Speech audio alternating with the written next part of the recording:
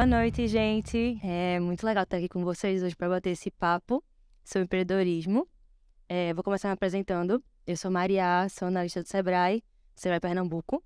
E eu estou aqui hoje com a minha mediadora, Duda, e com o nosso convidado super especial, Rodrigo. Eles vão se apresentar daqui a pouco.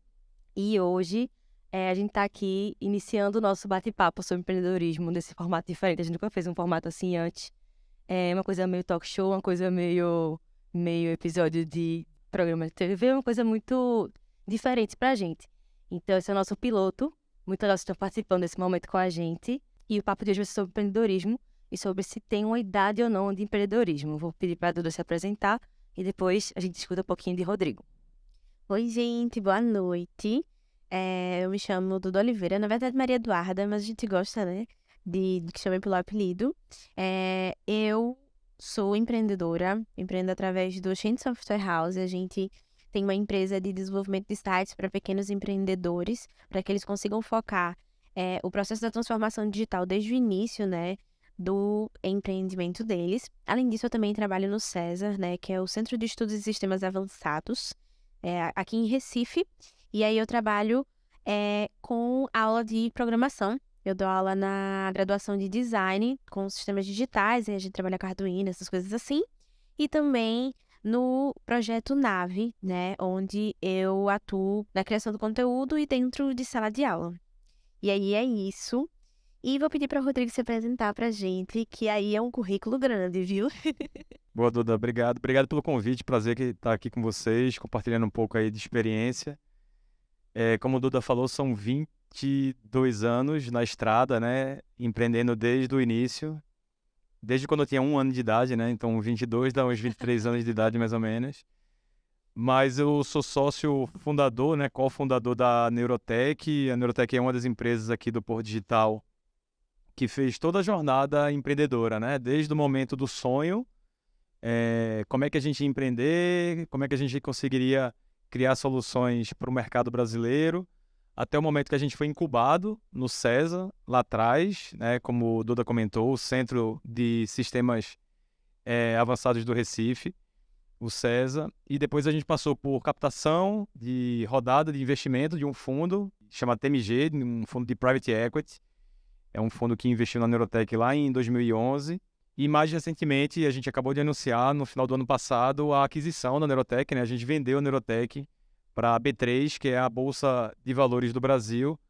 Então, estou aqui para compartilhar um pouco de toda essa jornada empreendedora, né?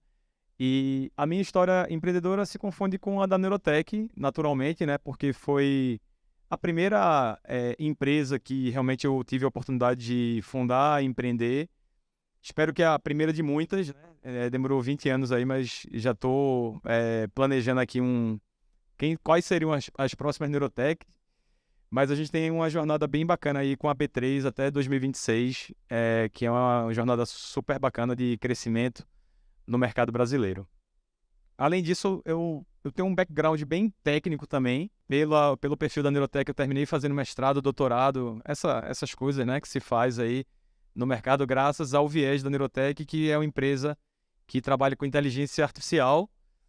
Hoje em dia a inteligência artificial tá bem na moda, né, mas a gente fez isso 20 anos atrás. Então, basicamente, o que a Neurotech faz até hoje é conectar... Tudo era mato, né? Quando tudo era mato, a gente já estava falando de IA, né? A Neurotech provavelmente foi a primeira empresa no mercado brasileiro a aplicar IA no mercado financeiro. E basicamente eu não comentei a Neurotech, mas a gente usa essa tecnologia para ajudar grandes corporações a tomarem decisões, seja de crédito, seja de análise de risco em seguros, seja na área de plano de saúde.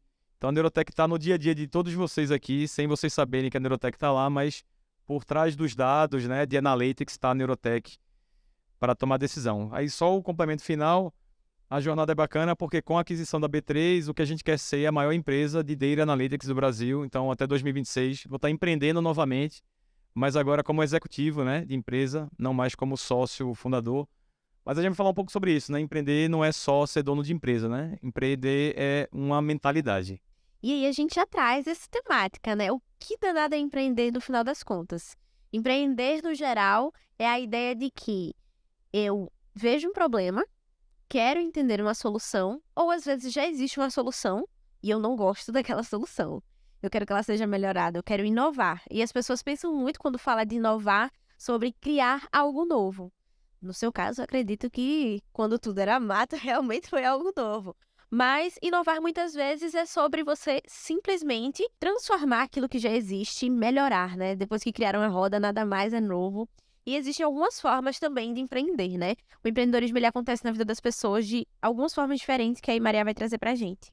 Isso, puxando um pouquinho do que Duda falou, a gente tem os dois perfis principais de empreendedores, que são os empreendedores por necessidade e são os empreendedores por oportunidade. O empreendedor por necessidade é aquela pessoa que está inserida no meio em que ela precisa empreender para ter um sustento, para conseguir desenvolver a qualidade de vida dela. Enfim, é uma realidade muito comum no Brasil e é uma que traz assim, a história de grandes empreendedores, daquele início da pessoa tinha só uma ideia, né? Feito o Rodrigo falou da jornada toda, desde o sonho até o sucesso do empreendedor. E também tem o empreendedor da oportunidade, que é aquele empreendedor que tem uma visão do mercado, que tem uma visão de uma falta, um gap no mercado de alguma maneira, né? E que ele se encoraja a criar a solução, foi tudo o Duda falou, ou de melhorar alguma coisa que já existiu de alguma maneira, mas que precisava ser aperfeiçoada. Aí eu queria jogar para você, Rodrigo, essa pergunta, assim, você se viu em qual dos perfis quando você iniciou sua jornada empreendedora? Excelente pergunta. Inclusive, assim, eu estou fazendo psicólogo para poder tentar entender o porquê eu cheguei aqui, né? Porque a minha jornada é minha mãe professora, meu pai um empreendedor que não teve sucesso, que faliu empresas e eu cresci vendo meu pai muito bem de vida no primeiro momento, empreendendo com empresas e tal. Tô falando de vida não só financeira, tô vendo vida de se dar bem consigo mesmo. E depois eu vi toda a falência e todo o problema, tanto psicológico, tudo que ele passou por conta disso, né? E eu nunca fui treinado no colégio, né? Eu nunca imaginei o que era empreender. Eu nunca soube, acho que na época não tinha nem o nome empreendedorismo, não era esse nome que se dava, mas eu não queria. Basicamente, a minha realidade era estudar, e por isso que eu fiz mestrado, doutorado, para ser professor. Era a minha realidade, né? Tudo mudou quando eu fui exposto ao que era empreendedorismo. Então, eu tive disciplina, né, no Centro de Informática da UFPE, se trabalhava muito com empreendedorismo, e eu comecei a ver outras pessoas que estavam empreendendo, e eu fiquei apaixonado, assim, não sabia nem que o nome era empreender. Eu disse, eu quero construir, eu quero fazer isso aqui, e a questão de ser professor ficou como um plano B, digamos assim, né? Então, eu acho que eu vi ali uma oportunidade de um ecossistema que estava realmente nascendo. Em paralelo, você tinha, assim, uma inspiração internacional, né, com Google, Microsoft um pouco antes, mas Google estava exatamente naquele momento lá, né? A Neurotech é fundada ali em 2000 e pouco, e Google é fundado em 98, então estava muito próximo ali. Não era nem nascida. Então, por isso que eu não gosto de falar as datas aqui, né? Neném. E aí, então, assim, eu acho que foi muito mais por identificar a oportunidade. E eu acho assim, eu estava no momento certo, na hora certa, no time certo, e a gente realmente empreendeu nesse sentido da oportunidade, né? Não da necessidade em si. Vocês perceberam também a importância que teve a educação dele em relação ao empreendedorismo, né? Ele trabalhou na faculdade esse comportamento empreendedor através de uma disciplina e a partir disso ele teve uma base para poder instigar um pouco mais esse espírito empreendedor que ele tinha. E aí, no Sebrae tem um programa chamado Educação Empreendedora, que é um programa que a gente trabalha no Brasil inteiro com alunos, desde o ensino fundamental até o ensino superior e professores também, o comportamento empreendedor, a inovação, a sustentabilidade dentro das escolas, para que as pessoas tenham uma base, desde o início da formação escolar, né, estudantil, sobre empreendedorismo. E aí, eu acho que isso é muito interessante, porque, como o Rodrigo falou, né, na época que ele estava na escola, não tinha essa ideia de empreendedorismo na escola, não se falava muito sobre isso, e hoje em dia a gente vê que já é um pouco diferente. E aí, Duda, que trabalha com a parte da educação também, pode falar um pouquinho sobre isso pra gente. Exato, hoje em dia, ainda bem, né? As pessoas têm trazido muito mais isso de educação empreendedora nas escolas, né? Nossa, que é o nome do Sebrae, do programa do Sebrae. Mas, realmente, eu tive matéria de empreendedorismo na minha escola e eu vejo que as pessoas estão tendo muito mais uma iniciativa de ir em busca também. Porque quando eu estava no ensino médio, a Oxente nasceu no ensino médio, né? A Oxente Software House, a partir de uma competição de empreendedorismo de inovação. E aí era só para meninas e a gente tinha que criar um aplicativo que resolvesse um problema real da comunidade. A gente fez isso, depois chegou a pandemia, a gente não sabia o que fazia, se a gente ia ser o aplicativo ou se a gente ia ser uma empresa que fazia isso. E aí a gente começou a pensar o que de fato a gente quer fazer quando a gente vai empreender. E tendo todo esse background que a gente teve na escola, a gente pôde ir desenvolvendo e teve o apoio, obviamente, do Porto Digital e de todo mundo. Que quando a gente começou, eu falo muito, né, que a gente, na vida empreendedora, querendo ou não, ela tem uns perrengues. Mas hoje em dia a gente tem muita gente querendo ajudar. E é só a gente gritar, levantar a mão pro céu, que alguém vai puxar, vai socorrer e a gente vai estar lá. E o que tu acha, assim, que nesse processo da universidade, que vocês tiveram lá, esse incentivo, o que foi a virada de chave de dizer, não, bora vender isso aqui? Eu diria que a vida empreendedora é quase sempre perrengue, viu? Porque é engraçado que quando aparece no jornal, né, como uma transação, como a gente fez com a B3, ou uma venda, ou até um podcast, o pessoal fica, a vida empreendedora é muito bacana, né? Mas na verdade, eu diria que empreender, ter cliente é ter chefe, né? É ter realmente quem direciona o seu dia. Então, por outro lado, é muito prazeroso empreender. Assim, é um perrengue que dá prazer, sabe? É coisa até meio viciante, assim, de você estar ali vendo que você está construindo coisas não só do zero, mas você está melhorando o processo, melhorando a vida das pessoas, dos clientes, então, e do mercado.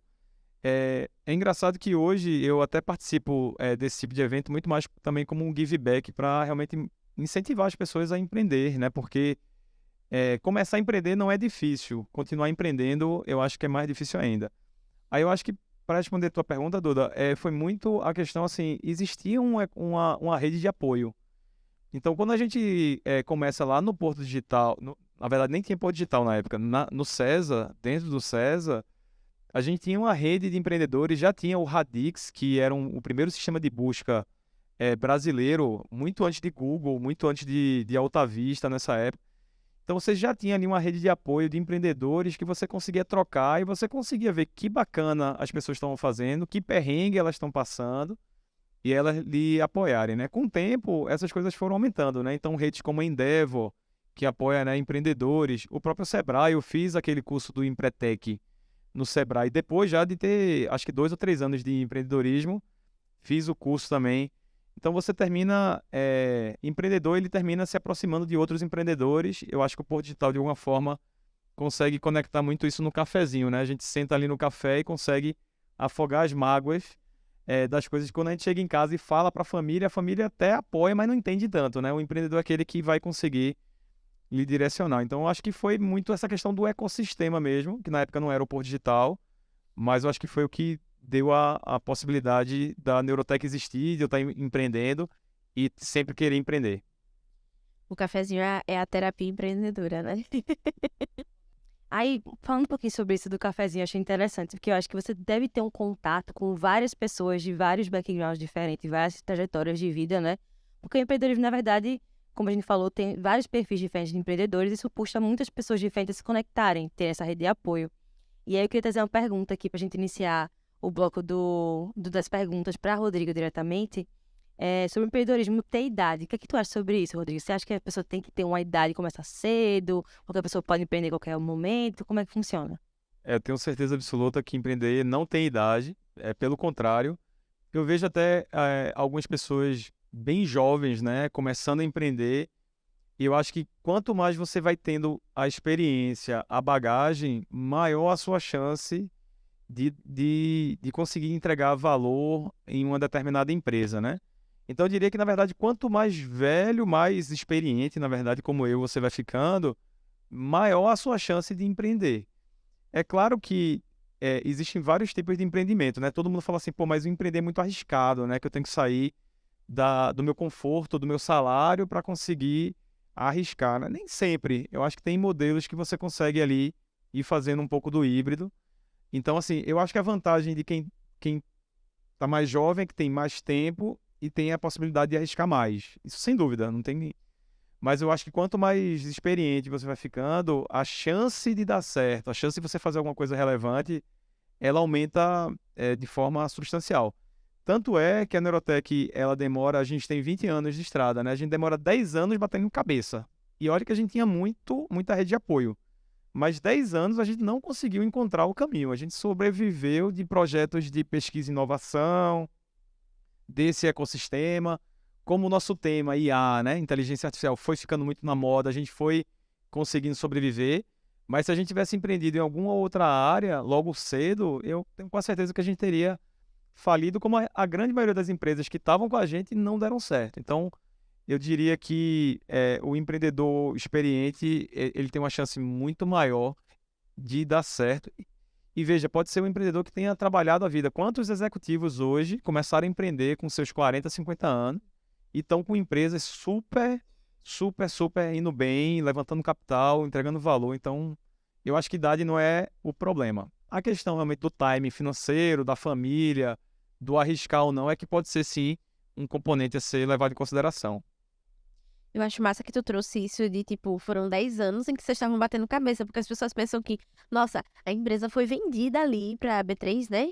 Nossa, foi uma empresa que só foi subindo, subindo. E às vezes não é isso. Empreender é cada topada que a pessoa leva que você fica, meu Deus, eu vou seguir nisso aqui mesmo, porque é lapada. A gente fez, três saídas, né? A gente teve a incubação no César, a gente comprou a participação do César. Então foi um primeiro momento de glória, digamos assim, né? Conseguimos comprar a participação de um sócio. A segunda, que foi em 2011 para 2012 ali, na verdade eu estou falando 2011 para 2013, o fundo investe na Neurotech, foi o segundo momento de sucesso, né? E agora a saída, que foi realmente o momento de maior sucesso. São 3 momentos em 20 anos. Se eu for contar quantas vezes eu fui dormir preocupado se a Neurotech existiria no dia seguinte, no ano seguinte, eu diria que foram mais de 20 vezes. Então, assim, na balança, né, você tem muito mais perrengues do que realmente conquistas. Os perrengues não aparecem tanto na mídia, a não ser que você vá para o lado ruim, né, da força, fazer coisa errada, né? Mas, fora isso, o que vai aparecer são as conquistas e a gente tem que ter cuidado. Realmente falar a verdade para o empreendedor que é difícil, é muito difícil. Exato. E eu vi um post de vocês, acho que no blog, né, da Neurotech, que fala muito sobre propósito. E eu acho que é fundamental, né? Acho que vocês continuarem permanecendo. Você tá há 20 anos. Você poderia ter dito, gente, tchau, não quero mais, sabe? E você permaneceu por 20 anos e tá aqui até hoje. Porque tem um propósito. Porque tem uma coisa que mexe com aquilo que você acredita, né? Total, Dora, total.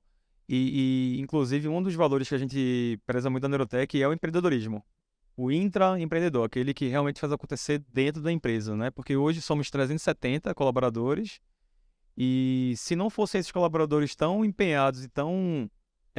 que tivessem realmente a gana de empreender dentro da Neurotech, a gente não teria conseguido chegar onde a gente chegou.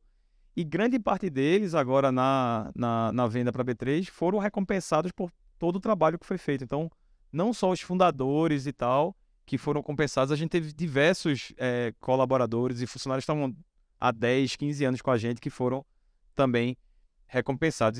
Isso é muito gratificante, porque a turma que está lá, né? É claro que se a gente tem 370, deve ter passado 1.200 colaboradores, né? Inclusive na pandemia foi a maior loucura do mundo, de muito colaborador saindo, né? Indo para outros lugares, principalmente para fora. Mas quem está lá realmente está com um propósito muito claro, que a gente quer mudar o mercado brasileiro através de tecnologia, e a gente acredita que IA é uma ferramenta que vai potencializar o ser humano.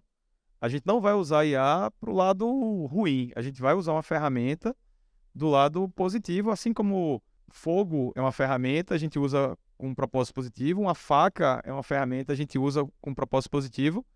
A gente vai usar IA para um propósito positivo. É claro que tem as pessoas que usam essas ferramentas para um propósito negativo, né? Tem pessoas que pegam a faca e vão tentar machucar outras. Tem pessoas que usam IA para criar fake news. Não, a gente está aqui para realmente potencializar, e esse propósito, né? Essa vontade de fazer com que a sociedade seja melhor através da tecnologia da IA, de dados, é que realmente move todo o nosso propósito e porque a gente está aqui. E porque mesmo depois de toda a saída, meus sócios continuam lá na empresa, querendo fazer ainda mais e querendo gerar mais valor. Sem propósito, não seria possível nada disso, né? É nessas horas que a gente vê que a recompensa financeira não é relevante. O que é relevante realmente é você conseguir ter a vontade de mudar o mercado e conseguir dormir preocupado de um lado, né, com os clientes e tal, mas satisfeito porque você está mexendo no mercado brasileiro. Com certeza. Você falou um momento sobre... Tem gente que começa a empreender e faz empreendimento de sucessos depois dos 40, né? E aí a gente tem alguns exemplos, por exemplo, da Starbucks. A pessoa que criou tinha 51 anos. Quando criou a Starbucks, é um negócio de sucesso que todo mundo quer. É sonho de consumo, às vezes, de algumas pessoas que não têm acesso, né? A ter aquele copinho ou ter a experiência do Starbucks. A IBM, a pessoa que criou tinha 61 anos de idade. O KFC, que a gente, né, adora hoje em dia. E eu acredito que até porque já viveu muito do mercado e compreende o que está acontecendo, como pode acontecer. Então, existem esses dois polos, né? E a gente consegue ter sucesso dentro dos dois, né? Tanto com pessoas mais novas, pessoas mais velhas, pessoas do meio do caminho, todas as idades. Agora, quantos anos você tinha quando você começou a empreender? Eu falei, né? Eu tô com 23, né? Menos de 22 e 1 ano de idade, mais ou menos. Eu tô com 44, 22 anos até. 22 anos. 21 para 22 anos. Nossa, bem novo. Bem novo, exatamente. E aí, assim, como foi esse começo dessa história, né? Algo que você nunca contou assim. O que passava na sua cabeça quando você começou isso? Meu Deus, que loucura, o que eu tô fazendo? Pra onde é que eu vou? O que passou assim quando você começou a empreender? É engraçado isso, porque lá atrás, né, é uma história que tinha tudo para dar errado, né? A gente tá falando de pessoas do Nordeste brasileiro usando tecnologia de ponta, né, para vender no mercado financeiro de São Paulo. Essa era a equação que a gente tinha que resolver. A gente morando em Recife, pegando um avião e indo para São Paulo, 20 e poucos anos na cara, né, tentando fazer essa venda para o mercado financeiro, que era um mercado super conservador. Não tinha nada desse movimento de fintech, nada disso que... Então era a época que a gente botava paletó e gravata, né, pra parecer que era mais velho, deixava a barba... Aí você viu, né, que é bem fora de moda, inclusive, aquele paletó. E aí a gente tentava aí, e a gente... foi engraçado que a gente aprendeu, a gente fez um curso, acho que foi no IBMEC, foi numa dessas universidades que era sobre rapó, que era como é que você consegue vender para clientes se colocando no lugar dele, né? Então a gente começou a fazer uma série de treinamentos de como ter rapó. E um dos rapós que pegava muito pra gente era sotaque. Porque na época, hoje o sotaque está muito mais aceitável, mas na época existia um preconceito velado, mas existia. Então, chegam pessoas de Recife, fora, querendo vender alta tecnologia, falando desse jeito aí, não. E aí, eu, mais na área comercial ali, produto, eu comecei a fazer treino para poder falar igual. Então, quando eu estava em BH, eu falava igual mineiro. Quando eu estava no Rio, eu falava igual carioca. São Paulo, não fazia bem não isso não, mas tentava fazer, né? E aí, o resultado foi que hoje eu tenho um sotaque que ninguém sabe de onde é. Tipo assim, quando eu tô aqui, o pessoal fala, que sotaque estranho você tem. E quando eu tô fora, o pessoal fala a mesma coisa, que eu não tenho sotaque. Então, eu tenho um sotaque meio estranho. Meus filhos, inclusive, tiram muita onda comigo quando eu vou falar no telefone. Parece que vira um chip, que agora eu virei o cara que tem que fazer o rapport com o cliente. E hoje eu tento desconectar, não consigo, né? Essas coisas que acontecem, eu acho que hoje está muito mais fácil a gente mostrar de onde a gente é, da tecnologia da onde a gente vem e tal. Não que isso tenha feito nenhuma diferença, mas foi uma história engraçada. E a outra era como a gente tinha coragem de levar os clientes de banco financeira para a sede da Neurotech, né? Acho que tem uma foto na internet, eu tenho uma foto, inclusive, eu não trouxe aqui, mas era uma sala no ITEP, que é do lado ali da Universidade Federal de Pernambuco. Era a última sala poente, num local assim que você tinha que passar por dentro do mato. Chegava numa sala cheia de combogó, assim, eu me lembro como se fosse hoje, assim, a sala. E no final tinha um ar-condicionado que cuspia gelo. Então a gente tinha que posicionar os clientes em tal lugar que eles não vissem o ar-condicionado cuspindo gelo. E a gente levava esses clientes lá e, por incrível que pareça, eles fechavam, a gente conseguia contrato. Então é porque realmente a tecnologia era boa, né? O nosso produto era bom, porque em termos de estrutura e de paletó, né? E de sotaque, a gente não era muito bom, não. Esse relato de Rodrigo de se identificar, dos clientes se identificarem com ele, né? Acaba trazendo um diferencial, assim, no trabalho que vocês tiveram, né? Quando vocês estão desbravando aí nesse mercado há muito tempo atrás, assim, no início, né, do que estava se formando de inteligência artificial, você acaba passando por vários perrengues mesmo, né? Percalços que vocês, com a experiência e com o desenvolvimento do trabalho de vocês e com o propósito também, como você já falou, né? Vocês vão persistindo até que se resolva. E aí eu queria que tu falasse um pouquinho sobre quais são, assim, os top 3 perrengues de empreendedor. consegue identificar para todo mundo, assim. Um dos que eu me lembro, assim, claramente, foi que assim que a gente começou na Neurotech, a gente conseguiu vários clientes, assim, em sequência, né? Tô falando, assim, em 2002 ali para 2003. Acho que 7, 8 clientes, assim, na sequência. E aí foi contratada uma consultoria para poder medir qual era o valor da Neurotech, né? E aí a consultoria fez umas contas lá e disse que a Neurotech já era unicórnio, sem nem existia unicórnio na época, né? Aí a gente olhou aquilo lá e falou, pô, então é só a gente replicar o mesmo modelo, né, para novos clientes. E aí quando a gente começou a replicar o mesmo produto em novos clientes, o tempo foi passando e a gente viu que o nosso modelo de negócio era insustentável. Porque a gente cobrava muito na largada do cliente para instalar a solução e para manter, a gente achava que inteligência artificial ia resolver tudo por si só, né? Que não tinha o ser humano. E aí, se tudo tivesse dado certo, se a gente tivesse conseguido vender 30, 40, 60 contratos, que era o plano dessa consultoria, a gente teria falido. Então, modelo de negócio, né? Como é que você cobra o seu cliente, como é que você entrega valor, foi um perrengue assim impressionante, porque não vou falar o nome aqui, mas era uma dessas consultorias internacionais que veio aqui e falou que a Neurotech já ia dar certo, né? A outra, e eu posso contar várias aqui, foi um grande cliente nosso, que era o maior cliente na época, representava, sei lá, 60%, 70% do faturamento. Teve um problema seríssimo em produção e parte por problema nosso, parte por problema do cliente. E aí, de uma hora para outra, a gente poderia ter, ali 2006 para 2007, a gente poderia ter ido à falência porque a gente não se preocupou com questões básicas de entrada em produção, sistemas em produção. O outro, a gente passou por toda essa transição de cloud, de nuvem, né? Hoje em dia tudo é em nuvem e tal. A gente passou por uma época de sair da instalação na casa do cliente para nuvem, né? Então, a gente contratava servidor no meu cartão pessoal. Eu passava lá o cartão pessoal e aí as máquinas que estavam na nuvem, né? Sumiam na nuvem, né? Sumiam, tipo assim, desapareciam. E aí o cliente não tinha mais atendimento, a gente não sabia o que ia fazer. Então, assim, foi muito perrengue que a gente passou. Quantas vezes a gente teve proposta, por exemplo, a gente teve uma proposta para vender a Neurotech em 2008, para uma empresa japonesa na época, já era um baita de uma transação, tudo certo, né, tudo preparado para assinatura, champanhe na mesa, aí deu a crise de 2008, a gente não teve a empresa. Então, assim, cada ano teve ali o seu perrengue, mas eu acho que no caso da Neurotech, assim, um perrengue número 1 sempre foi gente, assim, porque como o negócio da Neurotech é um negócio de capital intensivo, de pessoas, a gente sempre se preocupou muito com gente. E no início da startup, você não consegue pagar tão bem. Então a gente perdeu muita gente, assim, muito competente, muito boa, porque a gente não conseguiu estabelecer, mesmo com a promessa de ações, mesmo com uma série de coisas, a gente não conseguiu reter. A gente teve agora, na pandemia também, uma série de dificuldades também de perda de colaborador. Então, o que sempre perdeu meu sono foi muito assim, cliente e colaborador, a gente tentando criar essa conexão entre esses dois pilares que é fundamental pra gente. E você falou do modelo de negócio, é muito louco porque todo mundo vai nessa, né?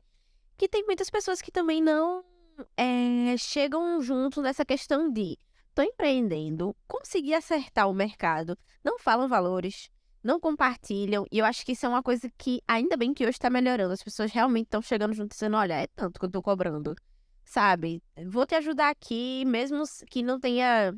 Como se fosse uma consultoria, de fato, né? Eu lembro que a Oxente, em algum momento, a gente também foi em busca de uma consultoria para ajudar com valores e tal. E aí um cliente foi orçar com a gente. Ele falou, vocês fazem isso aqui? E a gente, tipo, confiou fielmente na consultoria. E como a gente não tem vivência de mercado para entender, não tinha, né, até então, para entender o quanto de valor aquilo ali estava entregando, para o quanto de valor estava sendo cobrado, e aí a gente chegou pro cliente e falou assim, é tanto. E o cliente, assim, eu nunca vi um site que valesse esse valor. Não tem um site. Para o que a gente tá pedindo, esse site não deveria custar de forma alguma isso aí. E a gente, tipo, paralisadas, porque a gente não sabia, não tinha dimensão. Hoje em dia, quando a gente olha, toda vez que... Sabe aquela história que toda vez que você pensa nela, você faz, meu Deus do céu, não acredito que eu fiz isso. E toda vez que a gente passa perto desse cliente, porque ele é ali do Porto Digital, né? Toda vez que eu passo por ele, meu Deus do céu, eu vou trocar de calçada, eu vou me esconder num buraco, eu quero que apareça um buraco aqui agora pra eu me enfiar.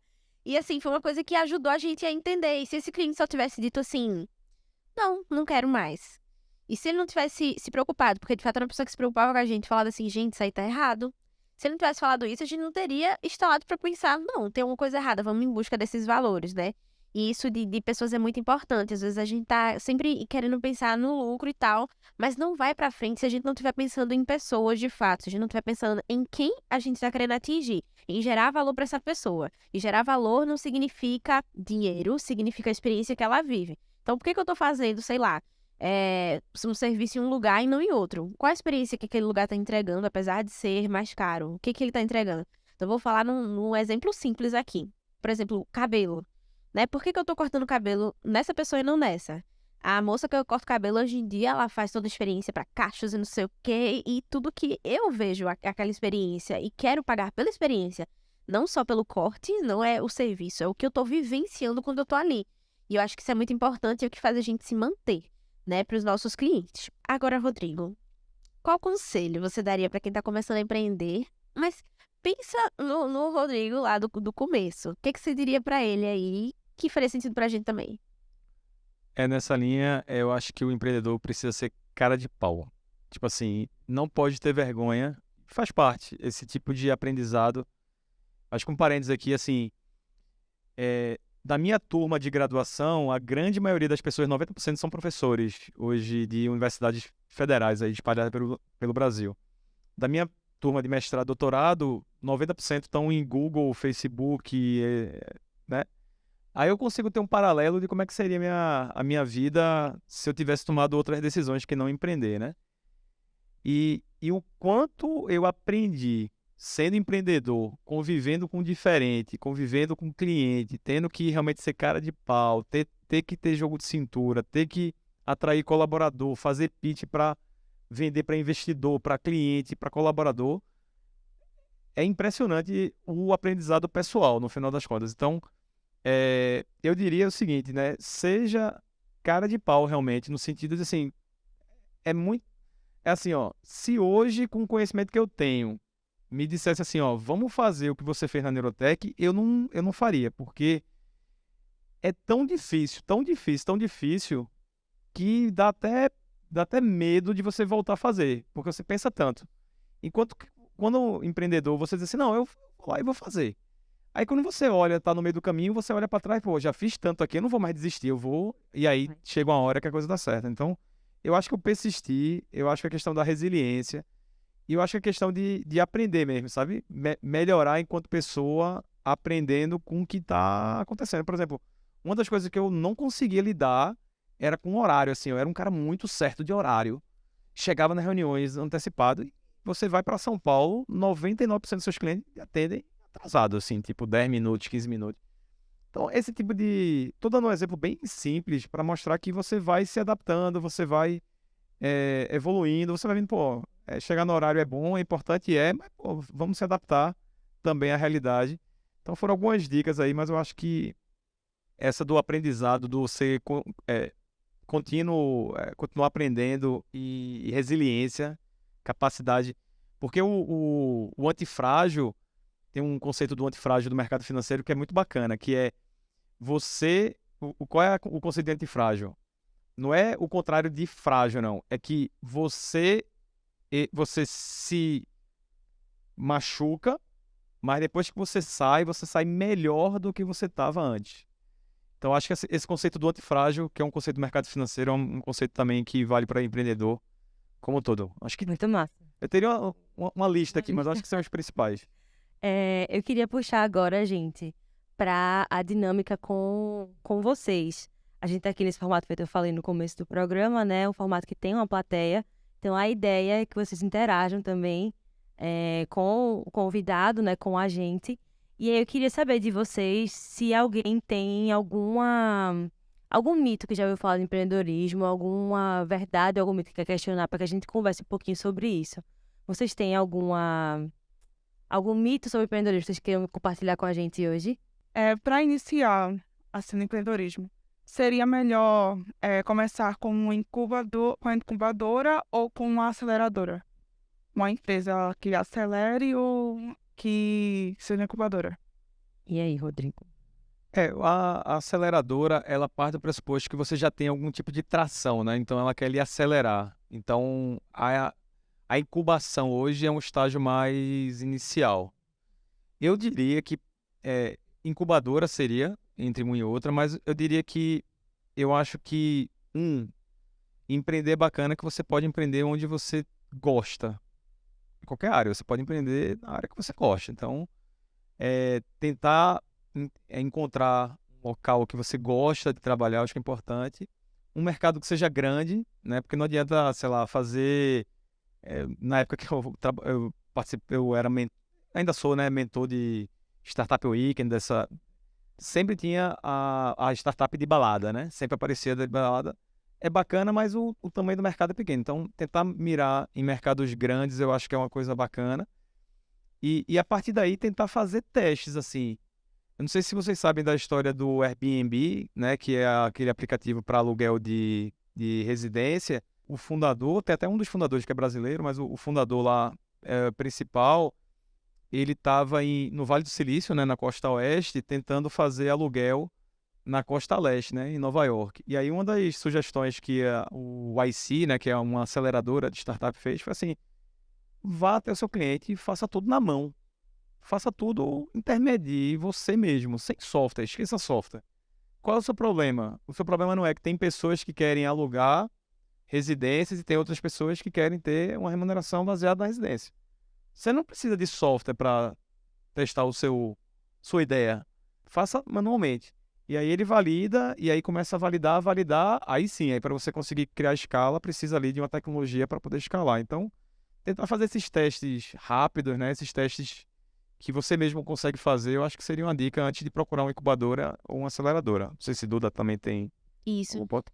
Tem alguns incubadoras que já começam desde a sua ideia, né? Então, é massa porque você vai desenvolvendo junto. O processo de design thinking, por exemplo, é um processo que é bem massa, porque você idealiza, depois você valida e você validar a cada momento. Então, assim, tudo isso que o Rodrigo estava falando era MVP, né? O mínimo produto viável. Que é quando a gente pega aquela ideia que a gente tem e diz: peraí, vamos reduzir o escopo no menor. Será que ela funciona?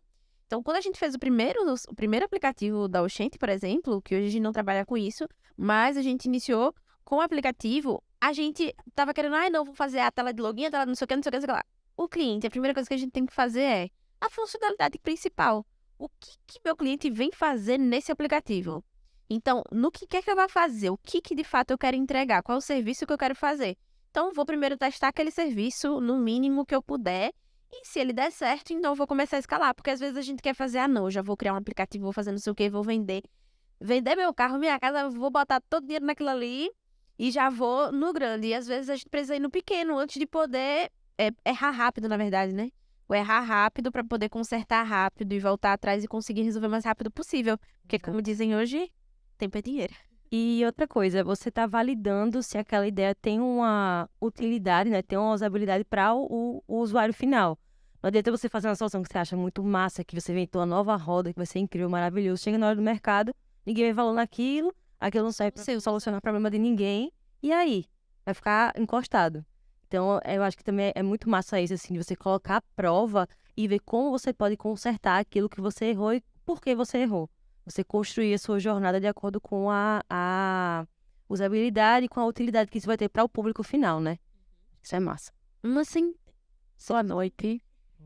Numa escala de 0 a 10, empreender sem saber de nada, ou tive a ideia, vou colocar e acabou-se. Numa escala de 0 a 10, qual é a chance disso dar certo? Não, eu diria que é baixa, né? É baixa porque, como todo, eu acho que empreendedorismo hoje está claro que tem método, né? Tem processo, tem técnica, tem validação. A gente usa alguns termos aqui, MVP, validar. São boas práticas para você não perder o seu tempo. O que acontece, eu vejo muito empreendedor apaixonado pela sua solução, que foi o que Duda falou, né? Lá com um aplicativo super bonito e tal, mas que não resolve nada, né? E nunca vai. Então eu diria que a chance é baixa, mas tem, tá? Tem, sim, empreendedores que deram certo com feeling, mas eu não recomendo. Acho que quanto mais a gente conseguir colocar método, teste, validar, falar muito, aquela ideia, acho que foi o Duda que falou, muitas vezes as pessoas ficam, não vou contar essa ideia para ninguém porque é só minha essa ideia. Na verdade, está provado que a grande diferença do empreendedorismo é a capacidade de executar. Eu posso dizer, eu tive aqui muito melhores ideias do que a própria Neurotech, nunca executei elas e vi pessoas executando, então aí. Eu acho também, puxando disso aí, que, na verdade, assim, não acredito que a pessoa não saiba nada quando está iniciando. Que você vai ter a sua própria experiência de vida, que já vai ser alguma... Você já pensou naquilo de acordo com alguma experiência que você teve, alguma necessidade que você viu, um espacinho no mercado que você pode se inserir. Mas, disso que a gente estava falando um pouquinho sobre design thinking, a imersão no mercado é muito importante. Você fazer a pesquisa de campo, saber com o que você está falando, sentir a dor do seu cliente, do público final, para você entender por que você está fazendo aquela solução e para quem. A ideia é muito ter uma construção de empatia. Então, assim, você está criando um produto para fulaninho que tem aquele problema que, por exemplo, a pessoa que criou o aplicativo, que vê os horários do ônibus, é um problema que muita gente tem, muita gente sabe que é um calo na vida de todo mundo que utiliza transporte público, e a pessoa viu um gap no mercado e criou a solução baseada na empatia dela com aquele cliente final. Então, também, quando você está tendo essa ideia, você já tem um certo conhecimento, mas que você pode aprofundar fazendo essa imersão no mercado, né? O que eu acredito é que, a partir do saber nada, o rumo que você toma depois disso é o que vai definir se vai dar certo ou não. Porque você pode não saber nada no começo e ir em busca do conhecimento para fazer isso dar certo. Testar e tudo mais. Mas se você quer ir do nada e dizer, não, eu sou o dono da verdade, eu sei de tudo, vamos embora. A chance é pouca. Acho que temos mais uma pergunta aqui. Na verdade, em parte, eu acho que a colega já até respondeu. Mas eu vou ser mais ousada e perguntar. Até porque seria para alcançar um objetivo meu, particular. Então, assim, a gente está numa formação de esteticista e, com certeza, todos os meus colegas que estão aqui têm uma pretensão de ser empreendedor. Abrir uma clínica, abrir um salão. Ou seja, a gente já tem a ideia.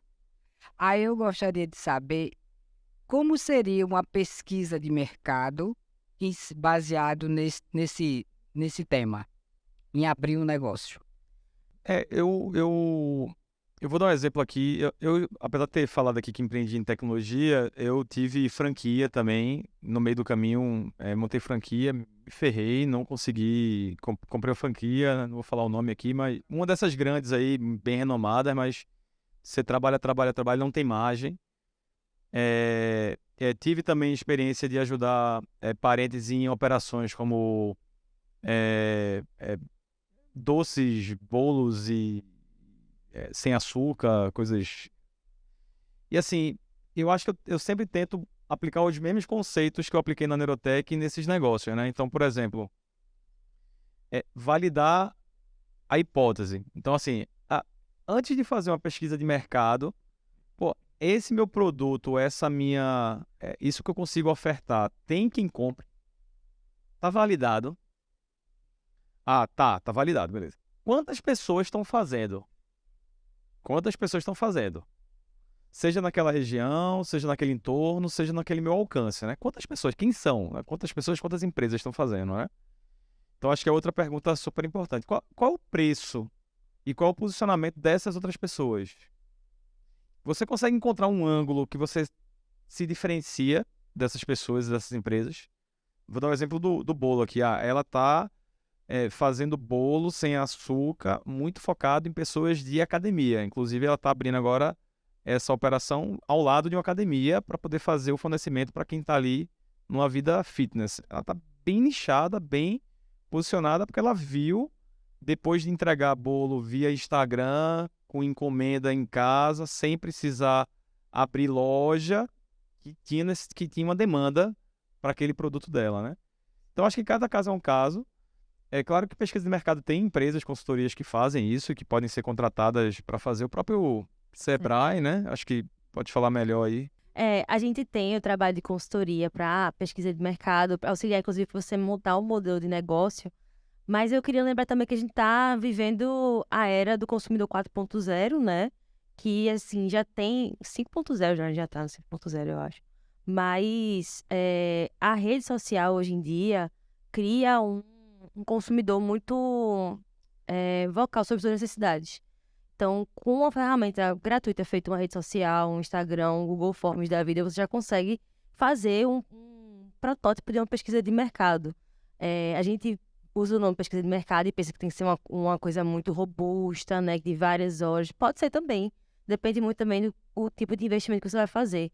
Mas muitas vezes a rede social já dá uma informação pra gente muito legal. A gente tem várias bases de dados que a gente pode procurar de graça na internet, que a gente pode já utilizar para poder entender um pouquinho mais como você vai, feito o Rodrigo falou, nichar o seu produto, você vai conseguir encontrar o seu público de acordo com o diferencial que você pode oferecer. E isso é gratuito. Para quem está iniciando, sabe, eu acho que os primeiros passos de você se capacitar de forma gratuita, inclusive na loja online do Sebrae, tem vários cursos à distância e presenciais que você pode fazer para se capacitar e conseguir entender um pouquinho os primeiros passos desse mercado e depois você se debruçar numa coisa mais robusta e botar à prova aquela sua solução. Inclusive, minha mãe fez um curso online gratuito do Sebrae para manipulação de alimentos. E, assim, ela foi requisito, né? A empresa pediu, faça esse curso aqui do Sebrae, porque realmente é muito bom, né? Ela fez o curso todo, fez, nossa, isso aqui é muito bom e que massa, que é de graça. E o Sebrae tá aí para ajudar todo mundo, né? E eu acho, assim, que é uma coisa, assim, que eu diria é sobre fazer bem aquilo que você faz. Acho que o meu professor de empreendedorismo, a primeira coisa que ele falou pra gente a primeira propaganda que você precisa é o boca a boca. É alguém dizer pra outra pessoa que aquilo é massa. Nossa, eu faço muito isso. Eu parei pra perceber esses dias e, nossa, se eu gosto de uma coisa, eu faço propaganda daquilo, que nunca precisa me pagar. Micro-influenciadora, né, Aqui Duda? falando pra Deus e o mundo sobre aquilo. E eu amo. E uma pessoa que é desse ramo de estética é a pessoa que faz a minha sobrancelha hoje em dia. E tudo que ela coloca lá de novo negócio, vou fazer tal coisa. Eu faço, eu vou. Ela não precisa nem dizer preço, eu não quero nem saber, eu só vou. Porque eu gosto tanto da forma que ela faz e eu vejo o cuidado que ela tem, sabe? Tudo, ela explica tudo, porque é a formação de estetacosmetóloga, eu acho, né, o nome. E aí ela, não, porque tem isso e todos os cuidados que tem que ter pra você. Eu vejo a preocupação dela comigo e com todos os clientes. Então, da mesma forma que eu vejo, acredito que todo mundo tá de olho nisso, sabe? E gostar do seu trabalho não tem preço. A pessoa vai estar ali porque ela gosta daquilo que você faz, ela acredita em você. Então, o preço ele se torna relativo nesse processo, né? Eu acho que para iniciar, a gente precisa disso. Precisa de gente que acredite na gente, que goste da gente e pague a gente também. Exatamente.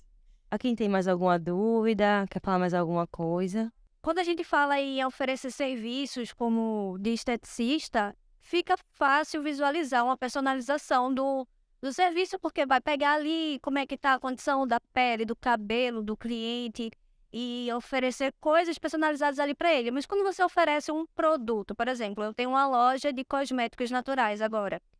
E para oferecer personalização, eu não posso simplesmente chegar e oferecer produtos personalizados de acordo com a encomenda que eu receber, porque tudo isso tem custo, por exemplo, de ingredientes, tem que formular novos. Então, quais seriam as possibilidades de personalizar toda essa minha entrega? Seria apenas numa conversa ali, na hora que estiver recebendo um pedido? Onde é que eu poderia estar personalizando, por exemplo, nessa minha lojinha? Eu vou dar um exemplo que eu vivi, além de ser analista do Sebrae, eu fui empreendedora, já tive inclusive uma loja de cosméticos e eu tinha um problema. Eu queria que as pessoas postassem sobre os produtos e as pessoas simplesmente não postavam, assim, recebiam, falavam que foi muito massa, meu atendimento, nunca postavam um story. Eu, pelo amor de Deus, posto um story, divulga meu trabalho, é de graça, ninguém postava. E aí, uma coisa que eu vi que valia muito a pena, que tinha pouco investimento, era pouco trabalho para fazer, mas que fazia a diferença, era um cartãozinho à mão, onde eu colocava o nome da pessoa e agradecia por estar comprando com uma pequena empresa do município de Recife. Foi uma maneira que eu encontrei de colocar aquela pessoa em evidência, um pequeno sinal, assim, um investimento muito baixo, porque eu fazia à mão realmente, que eu queria que fosse o mais pessoal possível. E eu me colocava como empreendedora, mas também como pessoa ali. Então a pessoa conseguia se identificar comigo, com minha figura, e acabou que eu comecei, tipo, receber várias notificações de gente publicando os stories, marcando a loja, sempre com um recadinho, assim, em evidência, porque era uma coisa bonitinha, mas que tocava muita pessoa porque ela foi lembrada. Essa questão da cartinha se faz bastante com isso. E eu acho que quando eu trouxe essa pergunta era pra ver se talvez, de repente, surgisse uma ideia diferente, algo assim. Mas eu acredito que é isso mesmo, né? Então, você buscar dar uma personalizada nessas... como é que eu posso falar? Nas coisas que rodeiam todo esse produto, né? Da experiência, né? Exatamente. Mas quando você fez a pergunta, eu achei que era em relação ao produto em si. Eu ofereço ali um produto, então vai ter a questão da experiência. Aonde é que eu vou colocar essa personalização? Aí você me trouxe essa questão da cartinha, que ela realmente já é bem, assim, famosa. As pessoas fazem bastante, realmente tem um efeito bem legal, né? Aí, não sei, aproveitando vocês, ótimos empreendedores, né, de sucesso aí, pudesse trazer ideias. Assim. Eu acho que você também, muita gente aqui tem uma amiga também lá na sala que também tem uma lojinha de... Ela, no caso, revende. Ela não faz os cosméticos como eu. Acho que você poderia usar justamente isso de que você faz para enfatizar o processo. Eu conheço uma pessoa que fazia, né? E aí ela mostrava todo o processo, como fazia. E eu ficava, meu Deus, olha o que a menina tá fazendo. E aí ela fazia as coisas e depois explicava cada ativo e como ele influenciava na pele da gente. Então eu acho que às vezes a gente vai comprando por comprar porque quer que minha pele fique melhor, mas quando a gente para entender e diz, nossa, isso aqui funciona por causa disso, e ela fez um produto pensando naquela situação específica, eu acho que você demonstrar para o cliente a intencionalidade que você tem quando você está criando aquilo ali, faz com que ele entenda também a sua importância na vida dele. Eu acho que talvez você colocar um passo a passo, uma moça que eu comprava prata, ela mostrava um passo a passo de como usar no dia a dia e como você poderia limpar. Era uma boa, assim, eu achava massa porque eu entendia como funcionava e o que poderia acontecer. Deixa eu fazer uma outra pergunta. Algumas pessoas também têm algumas dúvidas sobre toda a questão burocrática de você começar um novo negócio, né? Começar a empreender. Por exemplo, Carla, pelo que eu vi ali, pela pergunta dela, tá querendo empreender, mas ela também não tem muito conhecimento. Tem uma outra amiga que estava me perguntando, querendo saber sobre MEI. Pra gente começar, a gente só começa mesmo ou é interessante seguir alguns passos burocráticos? Quais seriam esses, assim? Qual seria o melhor caminho? Corre pro Sebrae. A gente tem lá no Sebrae presencialmente as consultorias que são consultorias presenciais de 1 hora, que são gratuitas. E uma dessas consultorias que a gente trabalha é justamente o plano de negócio, que é você ter aquela ideia, botar aquela ideia no papel e ver a viabilidade dela acontecer. Então, acho que seria um primeiro passo, assim, bem interessante para quem tem uma ideia, mas não sabe como viabilizar ela, por exemplo. Em questão, você mencionou o MEI também, né? Existe toda uma questão de obrigações, deveres do MEI e de benefícios que a pessoa tem a ter o MEI, né? Quem pode abrir o MEI, quem não pode, como pode.